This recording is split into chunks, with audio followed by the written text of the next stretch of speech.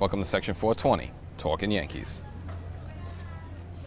So last episode I sung praise for Didi Gregorius, said he was on his way to be an MVP, all this good stuff, and as soon as I opened my mouth, he went to like a 2 for 50 slump, no home runs, no nothing. So this episode I'm not going to say anything about him and keep quiet, and hopefully this reverts back to what he was doing when the season started. And the big news of the day is today Greg Bird finally activated off the DL, hopefully should be in the lineup, and hopefully fully recovered from his ankle surgery, that took place back in the spring. He's actually back much sooner than I thought he'd be, and it's just going to be now another great bat in the lineup, a left-handed bat, again, an ideal number 3 hitter, and now it's just going to be tough, who do you drop? Do you drop Tyler Austin, who's been very good for the Yankees at first base, contributing with some home runs, Neil Walker, who's been starting to hit, or do you drop a bullpen guy like Holder? So it's an uncomfortable problem, but if you're the Yankees, it's a good problem to have, and it's great for this team overall to have Greg Bird in the lineup and at first base. How much? Overall, things are good in Yankeeland. When all you have to complain about is that now you have too many players, that's a good problem to have. And the Yankees are playing great. Things are rolling along. There's been no major injuries at this point. You're just kind of waiting for the shoe to drop somewhere, but it hasn't dropped so far. They're rolling along.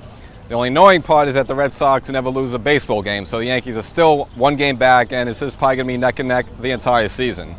And for whatever reason, the Red Sox trash Hanley Ramirez. Kind of a stunning move, but actually good news for the Yankees. Well, really what happened is Dustin Pedroia was coming back, and you have Mitch Moreland already at first base, and I guess they just want to give Moreland more at-bats, and Hanley Ramirez kind of makes a lot of money, but it's really good news for the Yankees because Ramirez always gets a lot of big hits against the Yankees, especially late inning games, especially against CC Sabathia. So good ratings, good buys. Hopefully he goes in the National League somewhere, but his fielding days are over, so he'll probably show up somewhere again in the American League.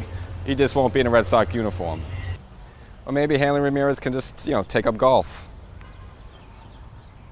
So Tommy Kahnle came off the DL today, and that was very helpful because the bullpen's been a little shaky without him. Talkin Yankees. Hey, he got it right this time, finally. Like I was saying, Tommy Kahnle also came off the DL for much needed bullpen help. Yankee bullpen has been good, not as great as last year, a little slip, even Chad Green's giving up home runs, but I think a lot of that had to do with missing Kahnle and stretching guys out more and using guys such as Holder and Cole that normally Boone wouldn't want to use. So I think Kahnle back should finally get this bullpen closer to what it was last year. Well, good thing I didn't judge Neil Walker too early. He's finally contributing, home run, but a lot of big hits and late rallies, so it's good to see that he finally woke up and is being part of this team. And now with Bird coming back, it's not so easy to DFA him. You have to consider him now as a backup first baseman, and maybe Tyler Austin gets the short end of the stick. Now the Yankees have decided to use Austin Romine as Sonny Gray's personal catcher. A couple of good starts, a bad one. Then his last start is probably best of his season, went 8 innings against the Royals. Now against the Royals are terrible, so that's part of it as well. But it seems that Sonny Gray might be taking baby steps, little baby steps. On the other hand, Domingo Germán took a turn for the worse. Now his first start as a Yankee, 6 innings of no-hit ball, and we're like, wow, this is the next great thing, the next Severino.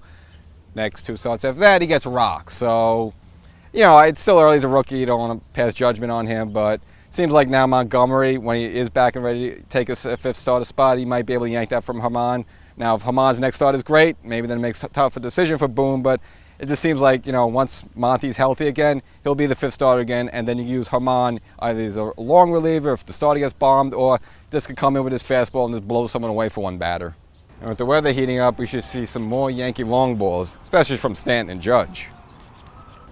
And what a natural Gleyber Torres is, up to 9 home runs already. And remember, this guy missed the first month of the season until they finally called him up. So imagine he played a full season, he'd probably be up to like 15, 16 home runs on it by now. But 4 home runs in a row, an American League rookie record. This guy looks great there at second base, and he's going to be there for the Yankees for a long time to come.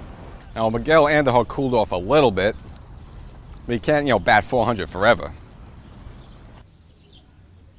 And Gary Sanchez, for all his great hitting, still struggles a little bit behind the plate defensively, blocking balls, getting down in the dirt. Now he's got some tough pitches, such as Sonny Gray throws everything in the dirt, or, Aroldis Chapman throwing 105 miles per hour fastballs in dirt. So give him a little leeway there, but he does hurt the team a little bit. You give a team an extra out, or what would be a strikeout, a third out, ends up going to the back of the thing because he can't block the ball properly, then another run scores. So it does hurt the team. But again, with the offense he produces, as well as the cannon army that throws everyone out, you kind of got to put up with it and just hope as the years go on, he just gets better and better, where he could at least just be an average catcher. And the Yankees finally brought up Clint Frazier, but it was very brief. It was during the National Series in their ballpark. You know, they have the rules where the pitchers got hit there with the DH spot and all that jazz, so I guess they wanted the extra batter. Brought him up. Wasn't around much, sent him back down, but don't worry. I have a good feeling you'll see him again kind of soon. And slightly off topic, but longtime Yankee Robinson Cano was busted for PED use, got banned for 80 games. And actually it was a double whammy because a few games before that, actually broke a bone in his hand, getting hit by a pitch, so you get that. And then a few days later you test positive for the PEDs. Now, it was supposedly some sort of masking agent that covers up PED use, so that's why it was a banned substance.